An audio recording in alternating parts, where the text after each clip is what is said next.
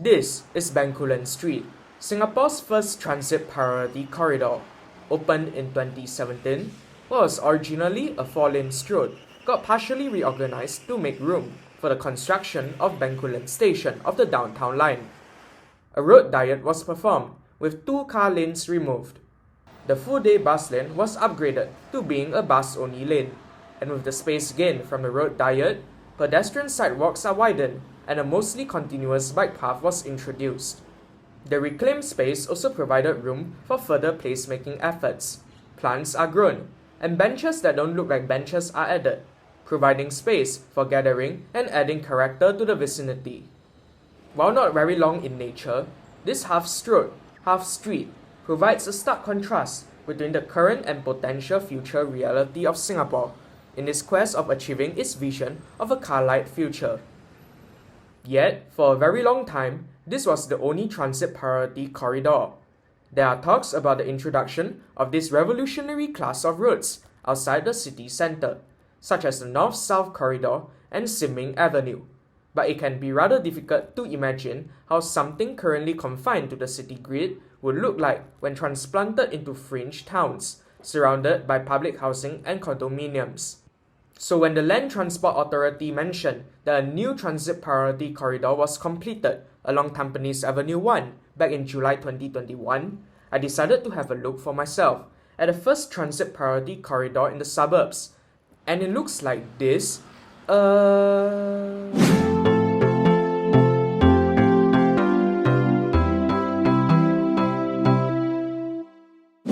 Perhaps we should ponder for a while about what a transit priority corridor is supposed to be.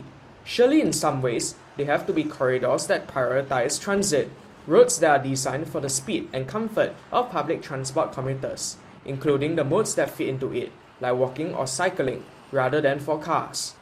According to the Urban Redevelopment Authority, they are roads that are integrated with bus priority lanes, wider footpaths, and dedicated cycling paths or shared paths. This could be achieved by repurposing road lanes to enhance the pedestrian environment and travel experience by public transport.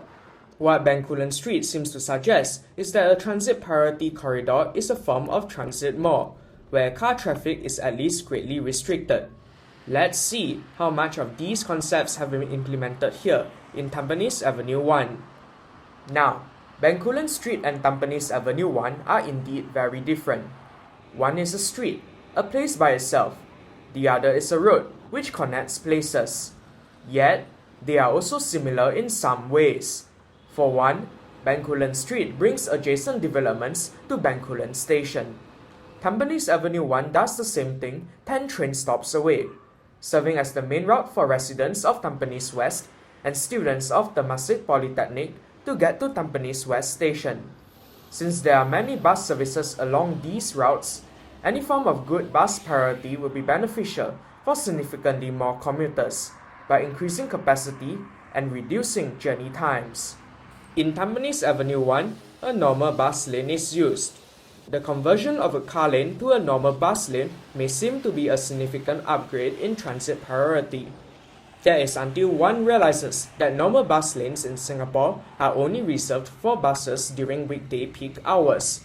So they technically function as yet another car lane, most of the time.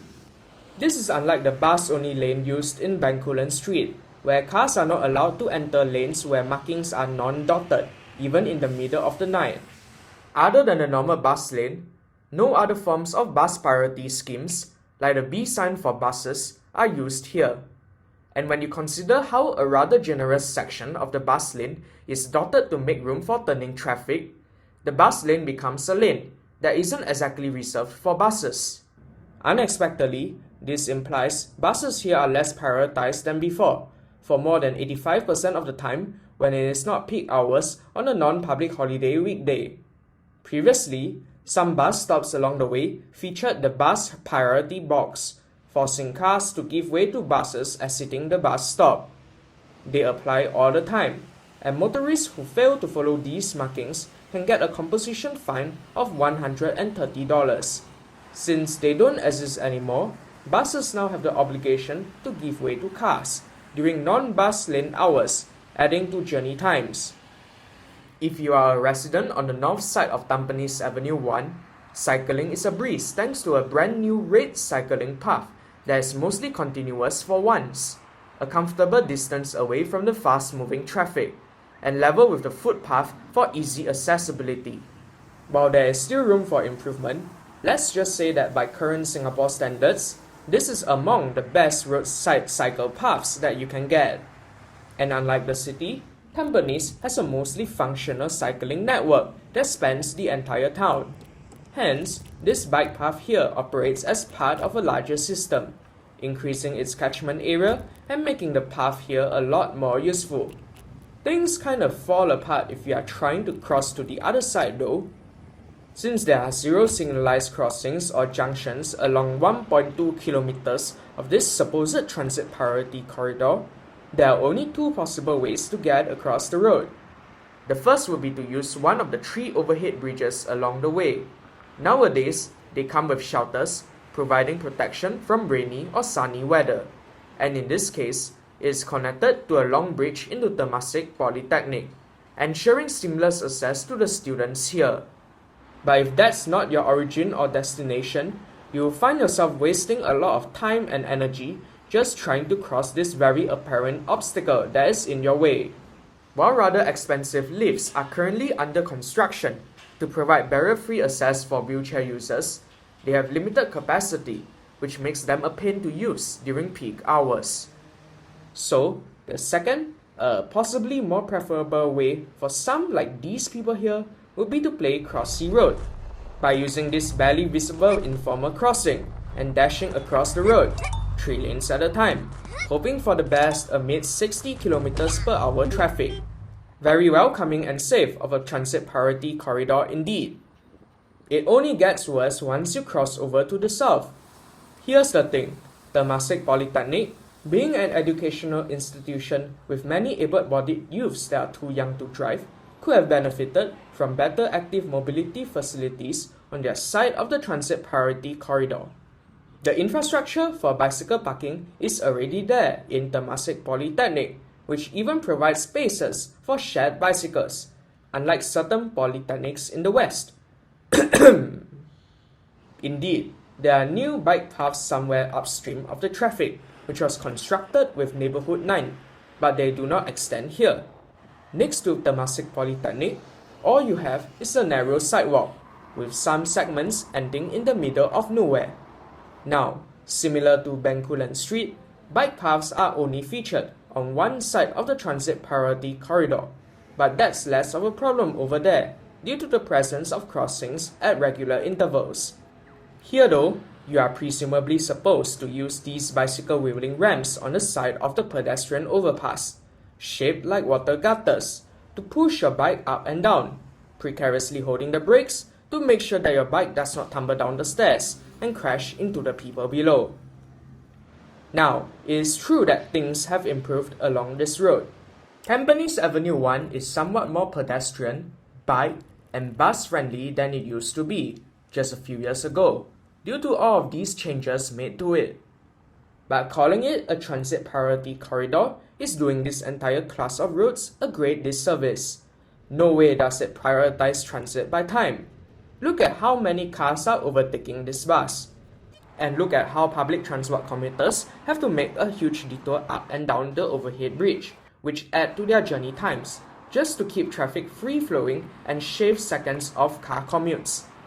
Neither does it prioritize transit by space. You see, when you look down from any of the 3 overhead bridges along the way, it becomes quickly apparent that much of its road space is still dedicated to cars.